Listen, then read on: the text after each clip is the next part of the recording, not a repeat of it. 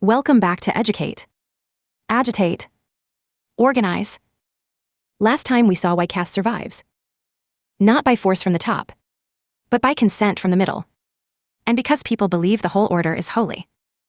Which raises a hopeful thought. If it is held up by belief, could you not simply reform it gently from the inside? Keep the faith and soften the edges. Today we watch Ambedkar take that hope apart. Start with why ordinary kindness slides right off. The man guarding his rung is not a monster. He keeps caste because he believes his scriptures command it.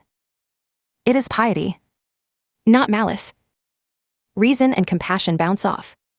Because the wall is not made of cruelty. It is made of faith. So the reformers of his day tried something cleverer. They offered a purified ideal. Here, in his own words, is how Ambedkar introduces them. But there is a set of reformers who hold out a different ideal. They go by the name of the Arya Samajists. And their ideal of social organization is what is called Chaturvarnya, or the division of society into 4 classes instead of the 4,000 castes that we have in India. Picture the offer. Forget the thousands of cramped, quarreling castes. Go back to clean, ancient design. Just 4 broad classes. Sweep away the clutter. Keep the frame. And the reformers were careful to make it shine. The 4 classes, they said, would be ranked not by birth but by worth. By what a person actually is. Not by who their parents were. A priest's son with no wisdom would sink. A laborer's son with a brilliant mind would rise. It sounds almost like a meritocracy in old robes. To make it attractive and to disarm opposition, Ambedkar notes, the reformers took great care to insist their 4 classes rested on guna, on a person's worth, and not on birth at all. So why does he refuse it? He refuses it flatly. And he says so at once. At the outset, I must confess that notwithstanding the worth basis of this Chaturvarnya, it is an ideal to which I cannot reconcile myself. And then he asks the simple, devastating question that the whole dream rests on, and cannot answer. If people are to be sorted by worth, who measures the worth? And who enforces the sorting? Walk it through with him. Suppose you woke tomorrow inside this pure 4-class world. Now hear his challenge to the reformers. How are you going to compel people who have acquired a higher status based on birth, without reference to their worth, to vacate that status? In plain words, the priest at the top did not earn his place by merit. He inherited it. Are you really going to walk up, order him down, and lift a laborer past him? Who has the power to do that? And the moment you need power to hold people in their proper class, you have reinvented the very thing you set out to abolish. This is the trap. And it springs every single time. A system that ranks people by worth needs someone, in every generation, to judge that worth and hold everyone in their slot. But no such fair judge exists. So worth quietly slips back into birth.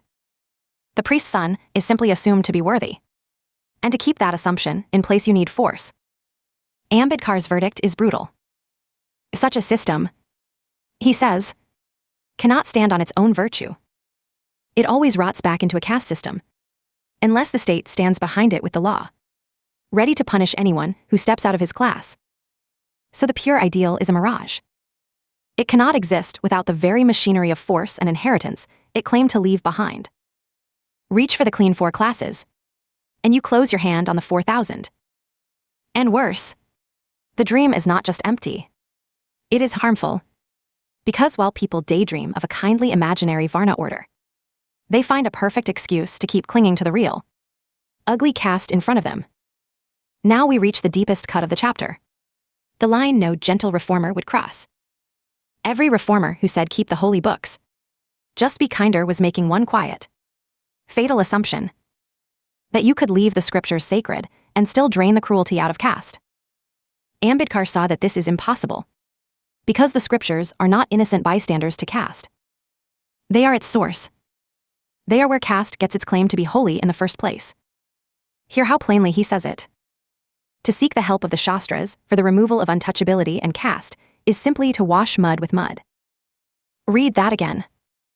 The holy books are the mud. You cannot scrub caste clean using the very texts that made it sacred in the first place. And so his conclusion follows like iron. The feeling that caste and varna are holy must itself be destroyed. And the only way to destroy it is to throw out the divine authority of the scriptures altogether. There it is. The real target was never people's manners. It was the authority of the texts. Sit with how radical that is. And how lonely. Every reformer of his age would denounce untouchability. Fund a school. Share a well. What almost none would do was touch the holy books, because to question their authority felt like attacking God. And that, Ambedkar saw, is precisely why their reform was doomed. They were curing a disease while carefully protecting its cause. He alone said the cause is the whole problem. And that single conviction, that the divine authority of the scriptures had to be challenged, put him on a collision course with the one man in India whom no one dared contradict. A man revered as a living saint, who defended an idealized varna order, and who was, by then, the very face of the nation's conscience. That is where we go next time, when Ambedkar answers Gandhi. Everything you have heard today is Dr. Ambedkar's own argument. From Annihilation of Caste, the first volume of his writings and speeches. The telling is ours. The argument, and those words, are his.